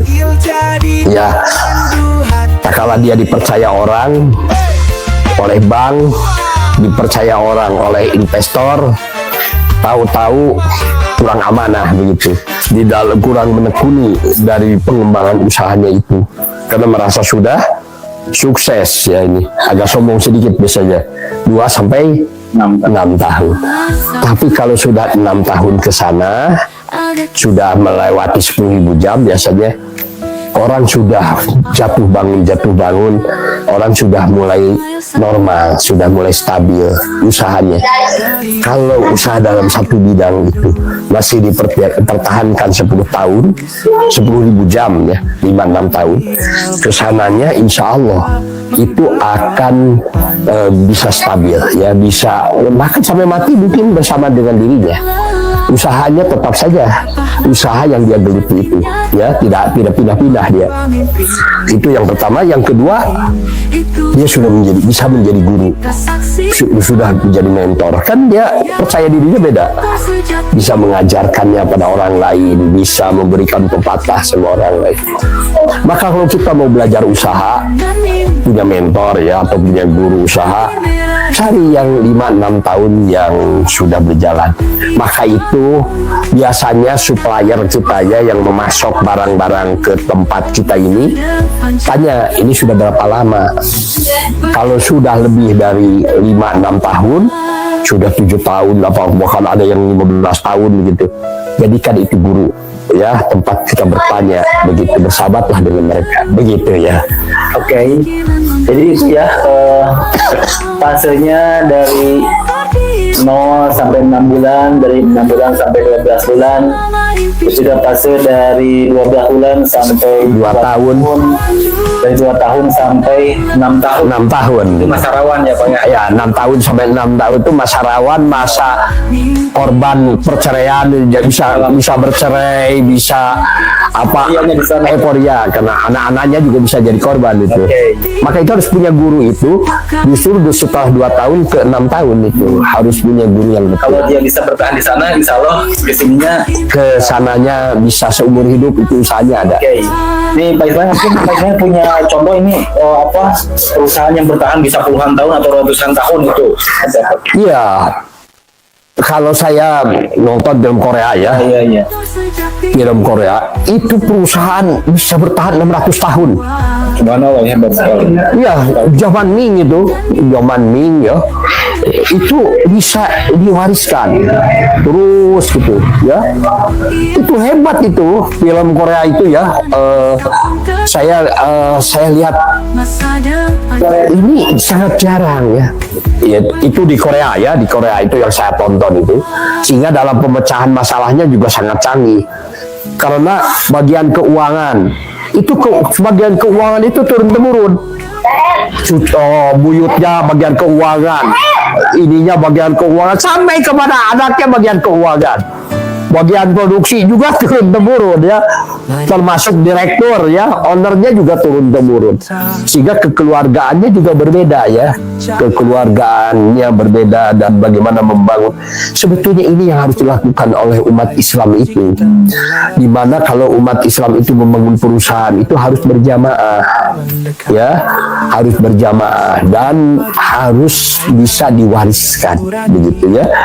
Kalau di kita di sini seperti susu cap bendera ya, itu kan sejak zaman Belanda itu. Lalu perusahaan-perusahaan seperti rokok ya, jarum gitu, gudang garam itu sejak zaman kemerdekaan sudah ada ya. Lalu banyak ini apa namanya perusahaan-perusahaan yang sampai hari ini bisa bertahan begitu ya. Seperti merek odol gitu ya, itu dulu di kita ini ada merek odol ya, apa pasta gigi itu, sehingga orang kalau yang namanya disikat itu harus pakai odol gitu. Ternyata odol itu perusahaan di Eropa ya, sampai sekarang masih ada itu perusahaan itu ya, masih bertahan begitu. Jadi kita tergantung niat kan. Kalau kita ini berdoa kepada Allah kan doanya itu a'udzubillahi minasyaitonirrajim, bismillahirrahmanirrahim, Rabbi habli hukma wa alhiqni bisolihin waj'alli lisana sidqi fil akhirin waj'alni min warasati jannatin na'im. Ya Allah, berilah aku ilmu dan masukkan aku ke dalam golongan orang-orang yang berkarya, yang berguna bagi orang lain. Jadi karya itu berguna bagi orang lain. Semakin tinggi ilmu, semakin tinggi kita ini, kita akan semakin soleh. Soleh itu apa? Soleh itu adalah dia melakukan sebuah kegiatan yang berguna bagi orang lain, maka dia disebut soleh.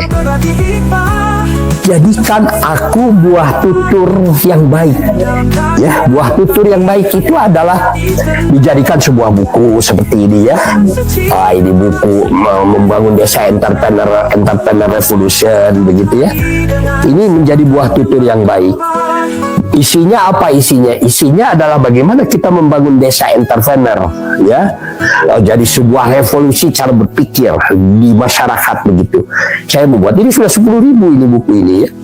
Berarti ada buah tutur yang baik bagi generasi-generasi yang akan datang, baik pikiran maupun bisnis begitu. Tetapi orang-orang yang tidak memiliki ilmu dalam usaha dan dia hanya sekedar untuk memenuhi dirinya sendiri, perusahaan ini hanya sekejap. Dia maju, setelah itu pemiliknya meninggal, ya sudah selesai.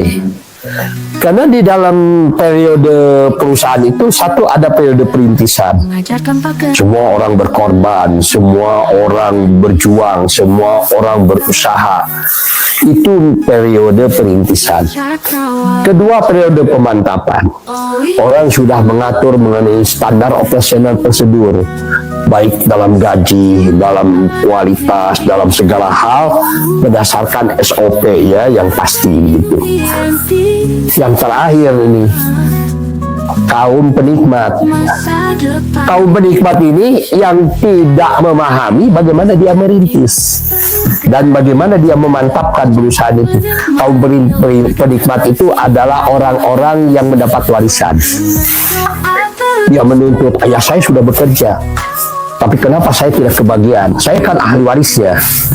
Ini tanah kan tanah orang tua. Tanah orang tua ini kan sudah selesai, orang tua tidak ada, harus dibagi waris. Tetapi kalau kita ini Mbak, pembinaan kepada anak-anak atau kepada keluarganya benar begitu, ini akan berlanjut, ya, berlanjut. Contoh di pesantren, ini pesantren di Tasikmalaya ya.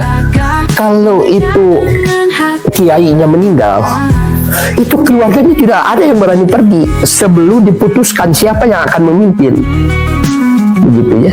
Jadi kalau sudah diputuskan siapa yang akan memimpin, sudah ada pemimpin baru mereka pada pulang. Ya.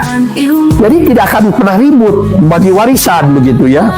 Karena ini adalah karya orang tua sebetulnya yang harus ditindaklanjuti menjadi buah tutur yang baik bagi generasi yang akan datang. Kan kasihan orang tua sudah berdarah-darah membuat sebuah perusahaan, membuat sebuah lembaga, tahu-tahu anaknya menuntut ya untuk dibagi waris. Tak kala akan dikembangkan menjadi di ownernya sendiri bermasalah. Kalau di ownernya sendiri bermasalah, perusahaan itu memang harus segera dijual, lalu dibagikan dan orang harus merintis yang baru lagi. Oke, misalkan kalau di Garut nih saya tertarik, kita sebut saja seperti dodol piknik. Dodol piknik, ya. Itu ceritanya Pak Ismail pasti paham tentang itu. Ya, dodol piknik itu dulu itu adalah milik Pak Am. Ya, Pak Am itu orang tuanya Pak Haji Ato ya, Pak Haji Deden, ayah Ibu Elin ya, dan Elinnya. Anaknya banyak itu. Nah, itu membangun perusahaan. Saya masih ingat itu pada waktu kecil itu kalau main ke rumahnya, saya selalu ikut nyetrekan nyetrekan ini yang busnya itu ya, suka ini. Lalu kadang-kadang kalau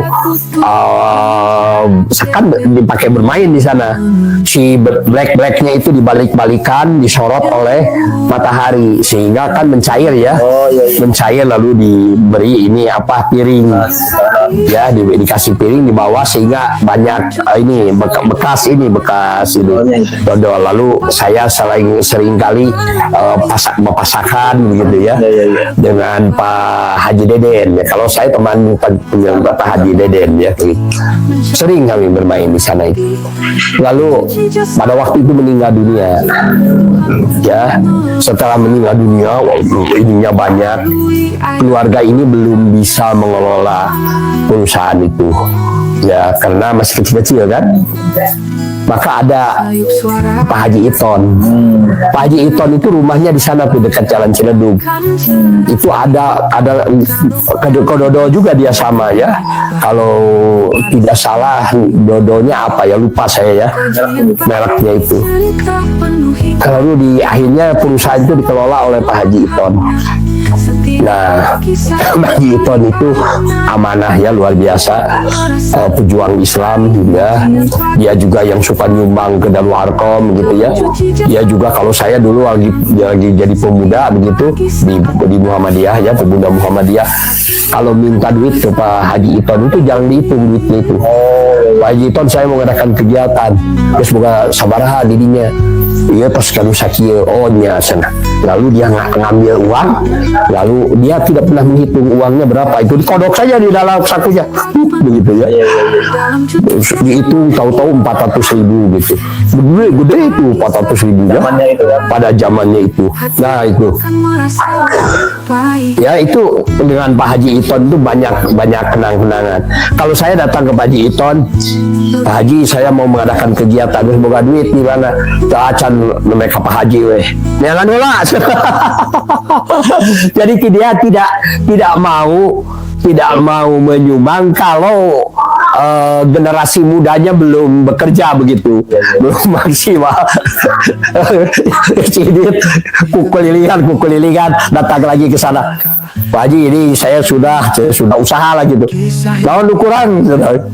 Pak Haji yang kurang itu snacknya segala rupa snack, ambil aja tuh. Di Pengkolan kan ada toko kue ya, dia kasih nota sesuai dengan kebutuhan. Bukan diberi uang, diberi apa, nota untuk ya bawa snack sebanyak-banyaknya di sana. Jadi itu lalu setelah besar ya pindah ke jalan Pasundan, dia membuat pabrik besar itu namanya di Kebon Kelapa itu ya. Dia dibeli oleh Pak Haji Iton, lalu dibangunlah di sana pabrik dodol, begitu mulai dia terus berkembang begitu ya. Ya dikelola oleh Pak Haji Iton, masih Pak Haji Iton. Setelah Pak Haji Iton tua, saya masih sering ngobrol dengan Pak Haji Iton. Geus waktuna cenah ye bapak teh geus kolot cenah diserenkeun ke anak ke budak murah, karena Pak Haji Ato sudah pada besar ya, Pak Haji Deden sudah pada besar, semua sudah pada besar anaknya. Maka dibuatkan saham ya, saham perusahaan. Jadi tidak dibagikan waris begitu saja, tapi dibagi saham perusahaan. Sehingga sampai sekarang ini masih bertahan, keluarganya masih juga bekerja di sana, banyak keluarga yang bekerja di sana.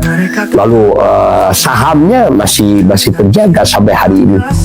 Jadi perusahaan itu adalah perusahaan milik keluarga, sahamnya saham keluarga ya, yang dimana dia tidak mewariskan tanah dan bangunan, tapi dia mewariskan PT dan sebuah produksi, yang dimana PT dan produksi itu sampai sekarang terus berkembang ya, membeli tanah di mana-mana begitu ya, untuk toko dan sebagainya begitu ini. Oke. Jadi mindset untuk mempertahankan sebuah perusahaan hingga berpuluh tahun itu butuh banyak instrumen, atau mungkin butuh kayaknya karena pasti ada perbedaan pendapat terbentuk dalam hal apapun, mungkin sering sekali gitu kayak. Sebetulnya pemahaman agama yang jadi masalah itu ya, pemahaman agama. Jadi orang itu bekerja itu untuk uang, padahal di dalam agama tidak begitu. Allah Maha Besar. Aku hadapkan wajahku hanya kepada yang membuat langit dan bumi, dengan meninggalkan apa-apa yang tidak mengatasnamakan nama Allah. Ini sholatku, ini pekerjaanku, ini hidupku, ini matiku, hanya untuk Allah. Memberi harap pengatur sekalian alam. Mudah-mudahan kami termasuk orang yang bersyahadat. Pemahaman agama bahwa seseorang itu satu bekerja untuk Allah, kedua adalah orang itu harus menjadi buah tutur yang baik bagi generasi yang akan datang. Jangan sampai kita mewariskan anak-anak yang lemah. Ya, anak-anak yang diwariskan itu harus lebih kuat, harus lebih kuat. Berarti apa? Berarti kita membangun perusahaan itu, anak-anaknya harus terdidik di dalam perusahaan itu. Jangan sampai orang tuanya bekerja, ibunya juga bekerja, anaknya menjadi korban karena dia tidak mendapat pengalaman belajar bekerja kepada orang tuanya.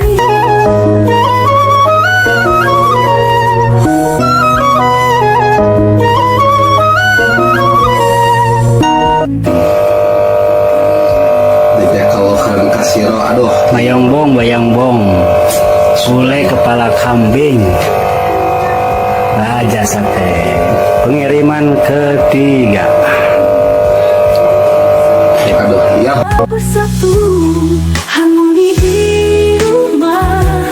Tapi kalau dia yang pertama itu buatkan, ya langkah pertama adalah buatkan rumah atau buatkan kantor di rumahnya sendiri. Jadi membuat tempat kerja di rumah sendiri itu menjadi sebuah kewajiban dari orang tua untuk mendidik anak-anaknya. Istrinya bekerja di sana, kita juga bekerja di kantor di sana, anak-anaknya juga bekerja. Meskipun anak-anaknya main game begitu, nggak apa-apa ya. Tetapi orang bekerja di lingkungannya tertangkap oleh anak itu. Bahwa jika seseorang ingin sukses, ya orang harus bekerja seperti orang tuanya.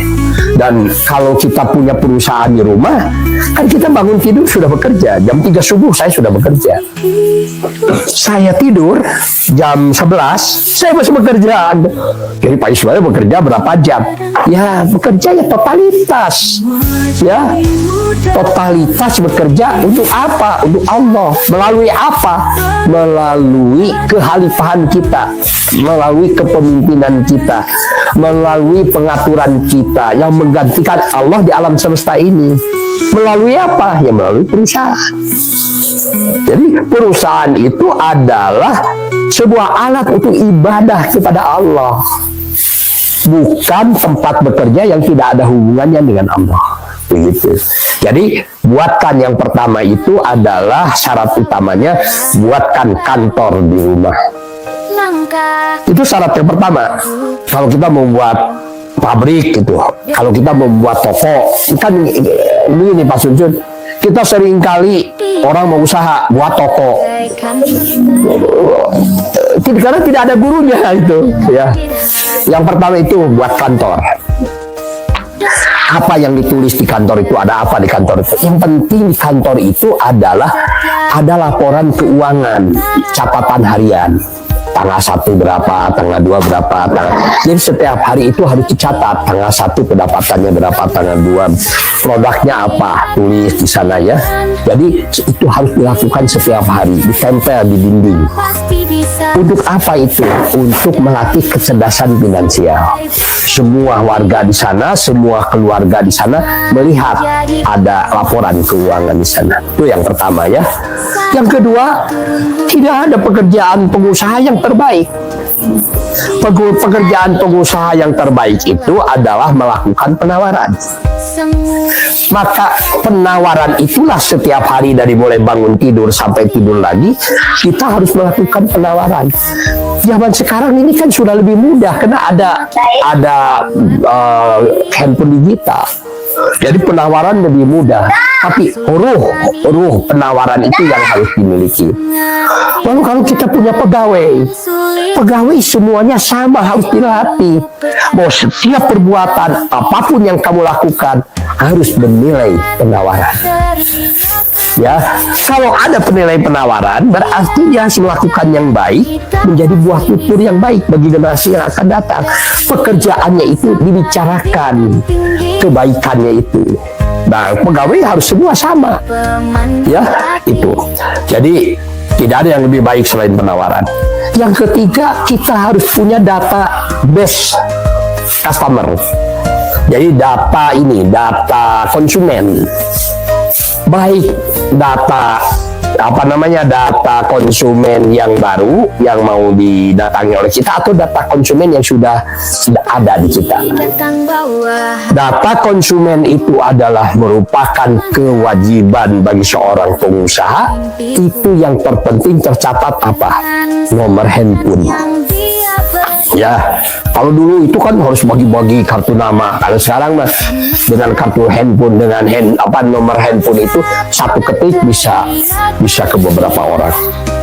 Jadi berapa banyak nomor handphone yang harus kita miliki kalau kita ingin sejahtera? Harus lebih dari 30.000 nomor handphone itu. Jadi kita ini harus punya 30.000 nomor handphone.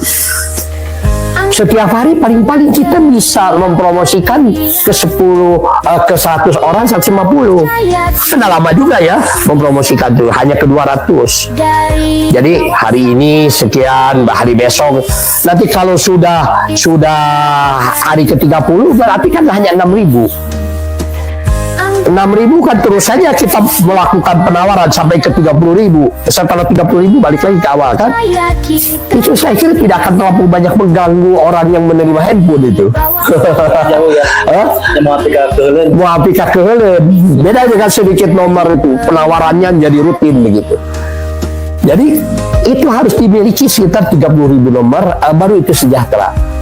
Maka itu di tempat saya di Cuci Jasa Salon di Ciloan ya, di Raja Sate ya, di Tanjung atau di Abu Akikah, ya, Abu Ismail Akikah ya, atau Kambing Guling. Yang terpenting harus punya database. Karyawan itu semua dimotivasi untuk memiliki 30.000. Itu kan karyawannya, oh apa nanti ini jebol katanya.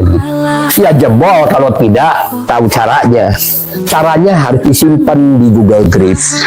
Sehingga kalau handphonenya hilang, nomor handphone itu masih tetap terjaga ya begitu, dan disimpan di Google Drive karena harus ada caranya gitu.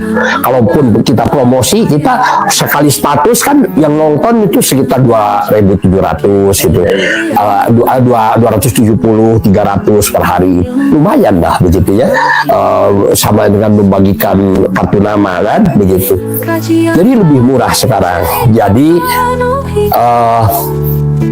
miliki database customer. Yang kedua, miliki database supplier. Ya, supplier itu harus didatangi. Kita ini kalau belanja itu jangan kemana-mana. Belanja itu kalau sudah pasti kita belanja ke sana, udah di sana aja. Sehingga kita bisa memiliki hubungan dalam jangka panjang. Ya seperti saya hubungan dengan orang pasar itu sudah 20 tahun, itu hubungannya sudah seperti keluarga.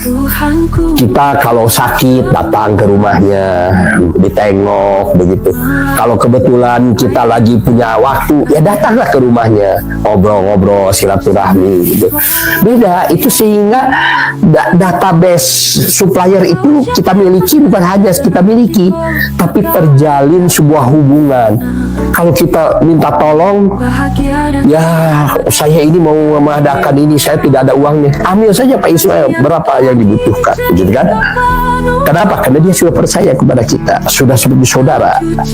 Jadi silaturahmi itu akan memperbanyak rezeki dan memperpanjang umur. Yang ketiga, kita harus memahami jalur kontribusi. Jadi barang itu dari mulai ditanam, mulai dibuat, sampai barang itu sampai ke customer, ya, kepada konsumen. Kita harus bagaimana sejarah kontribusinya. Sehingga tak kala supplier kita ini berhenti, kita tidak kelabakan, karena masih ada. Kita tahu dari mana itu barang itu. Tetapi mentang-mentang kita tahu, lalu ditinggalkan supaya yang lama kita masuk ke ini, jangan. Kita harus menjalin silaturahmi, itu lebih penting daripada uang yang didapat. Karena apa? Karena tatkala kita kesulitan, tatkala kita membutuhkan, orang-orang yang ada di sekitar kita akan menolong kita. Jadi ini kita harus mengetahui jalur distribusi. Berapa? Sudah berapa ini? 4. Yang kelima, kita harus menguasai pembukuan. Ya, pembukuan yang paling penting itu kita mencatatkan pendapatan kotor ya di dinding. Jangan pendapatan bersih. Kalau pendapatan bersih nanti kita tidak percaya diri karena kecil. Tapi pendapatan kotor, sehingga kita percaya diri pendapatan kotornya berapa. Nah itu ya yang terpenting, kita harus menguasai pembukuan, dan pembukuan ini sekarang sudah ada di handphone ya, di Play Store begitu, tinggal kita mendownload saja ya dengan mudah begitu. Nah, yang berapa sekarang? Yang keenam. Yang keenam ya, kita harus memiliki guru, ya, memiliki guru. Guru itu penting, mentor kita ya, yang sudah 6 tahun ke ini, insya Allah bisa memberikan. Yang ketujuh, kita harus menguasai teknologi yang terbarukan. Karena teknologi itu ada 3 ya fungsinya. 1, mempercepat produksi. Kedua adalah membuat murah produksi. Yang ketiga, menjadikan terstandarkan, ya. Sekarang ini kalau kita ini tidak bekerja sama dengan robot, akan tertinggal. Maka mulai pengusaha-pengusaha itu harus sudah mulai akrab dengan robot. Karena bagaimanapun robot bisa menekan kos produksi kita, begitu. Dan kualitas produk kita ini akan terstandarkan lebih baik. Nomor berapa lagi? Nomor 8. Jadi nomor 8 itu adalah kita harus menguasai handphone digital, informasi handphone digital. Jadi semua promosi sudah melakukan handphone digital, dan handphone digital ini harus akrab dengan diri kita. Barulah yang ke-10 kita membuat pabrik, lalu membuat toko. Jadi kalau kita membuat toko itu sudah pasti ada pembelinya. Kenapa? Karena kita sudah sebelumnya juga sudah. Jadi toko itu fungsinya adalah untuk apa? Untuk sekretariat perusahaan yang sudah berjalan, bukan orang yang coba-coba pinjam duit ke bank lalu membuat toko, bangkrut. Karena kan harus dibayar, begitu. Lalu itu yang terpenting itu, lalu membuat pabrik, begitu. Karena kalau sudah terkuasai yang 10 bidang ini, kita sudah insya Allah lah usaha kita sudah berjalan. Kalau belum, ya sabar saja sampai 5-6 tahun itu biasa terkuasai itu semua. Oke. Buat semua netizen yang sedang live nonton di channel Abu Ismail Akikah, oke. Jadi mana 8 poin yang harus kita pahami? 10 loh itu tadi ya, 10. Jadi 10 poin untuk memulai usaha gitu ya. Diawali dari rumah dengan tekad yang kuat, dengan keberanian gitu ya, dan juga butuh mentor bisnis yang sudah berpengalaman. Oke, jadi untuk yang memulai bisnis silakan bisa bisa berkonsultasi dulu sebelum mulai dengan orang yang berpengalaman di bidang bisnis siapapun itu, atau juga bisa datang ke Pak Ismail di sini ya untuk berkonsultasi tentang bisnis supaya menambah keberanian, menambah kemandirian, memulai usaha dimulai dari rumah. Oke, ini ya. Kalau seandainya punya majelis taklim ya, punya pengajian begitu ya, boleh mengundang saya ya. Oh, Pak Ismail harus bayar, nggak perlu lah, kita kan niatnya juga mau memberi ya, begitu. Diundang saja saya ke ini. Tentu saja pengajian saya beda. Pengajian saya adalah entrepreneur muslim, entrepreneur kewirausahaan Islam begitu. Ilmunya berbeda dengan umum begitu ya. Jadi kalau membutuhkan saya sebagai narasumber, boleh saya diundang gitu. Begitu ya, bisa mengundang dan dengan ikhlas gitu ya, dengan sepenuh hati akan membantu untuk bisa memulai usaha Anda atau bisnis Anda di tempat atau juga di komunitas-komunitas pengajian, grup-grup senam, atau mungkin kelompok-kelompok remaja seperti itu bisa dimulai ya. Atau desa juga boleh. Ya, desa ini kan seperti ini, membangun desa entrepreneur revolution. Ini sebetulnya kan konsumsinya untuk desa. Ya. Bagaimana ini sebuah desa diciptakan untuk membangun kesejahteraan bagi warganya. Silakan bagi kepala desa begitu, bagi parurah atau orang-orang yang berada di desa, kalau mau mengundang saya juga boleh saja. Oke. Ada membangun desa entrepreneur digital untuk desa juga ya, bisa nanti diperbaharui tentang bentuk pelatihannya supaya disesuaikan dengan keadaan saat ini.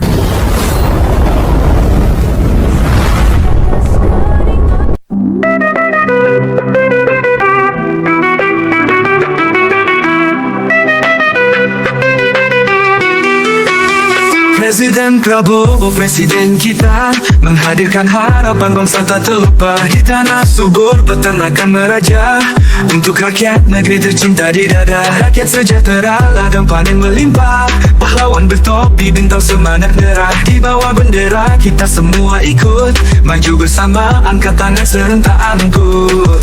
Prabowo maju bersama kita juara. Langkah tegas, masa depan penuh warna. Di setiap desa, kota sampai ibu pertiwi, kita bersama, angkatan mimpi jadi abadi.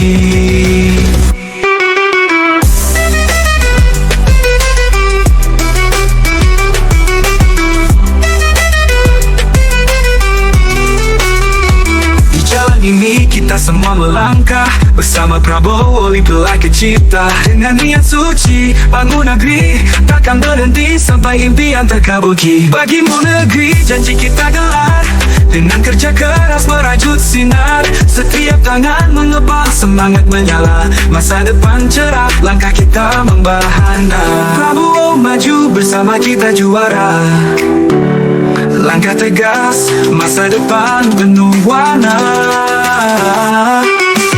Di setiap desa, kota sampai ibu pertiwi, kita bersama, angkat tangan di jadi abadi.